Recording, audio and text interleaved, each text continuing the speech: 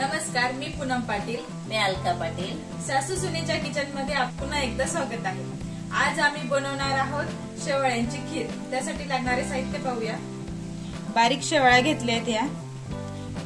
1 वाटी साखर घेतली आहे. थोडस तूप आहे गावरानी. 5 बदाम घेतले, मनुके घेतले, 5 काजू घेतले, 1 जायफळ घेतले, याला थोडं किसून घेणार आहेत आपण, आणि इलायची घेतली. अर्धा लिटर दूध घेतले. दूध तापत ठेवूया साईडला. दूध तापत ठेवूया आपण.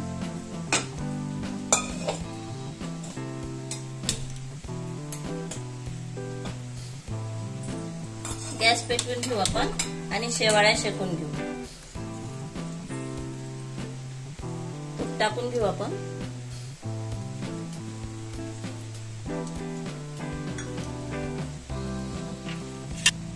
आपल्या शेवाळ्या आपण छान शेकून घेऊ. याच्यामध्ये मंद आचेवरच शेवाळ्या शेकायच्या आहे, नाहीतर शेवाळ्या जळू शकतात.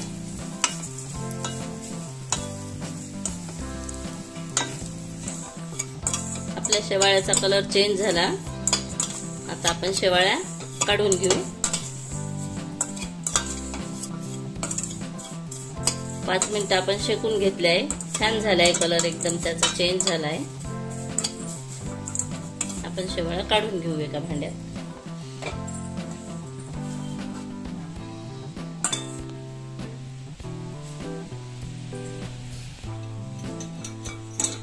आणि त्याच कढईत आपण दूध ओतून घेऊया. दूध साधारण अर्धा लिटर आहे. गॅस थोडासा वाढवून घेऊ. कळलंय आपलं. आपण साखर टाकून घेऊ आणि सर्व ड्रायफ्रूट एक एक करून टाकून घेऊ. विलायची, काजू, बदाम, थोडेसे केसर टाकू आपण याच्यात कलर यायसाठी. थोडस जायफळ किसून टाकू आणि उकळी येऊ देऊ आता याला छान.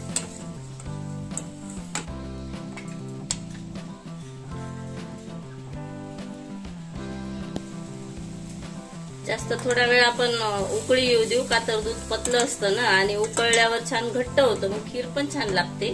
आणि गॅस आता आपण थोडासा कमी करून घेऊ आणि हे टाकून घेऊ शेवाळ्या. आणि परत त्या शिजायला थोडासा वेळ लागतो. शिजू देऊ आता 5 मिनिटं अजून.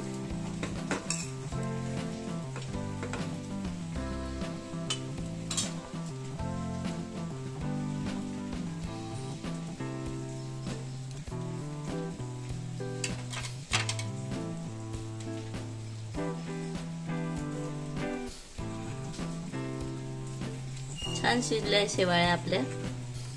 भारी झाली खीर. काढून घेऊ आता आपण. गॅस बंद करून घेऊ आपण आणि काढून घेऊ.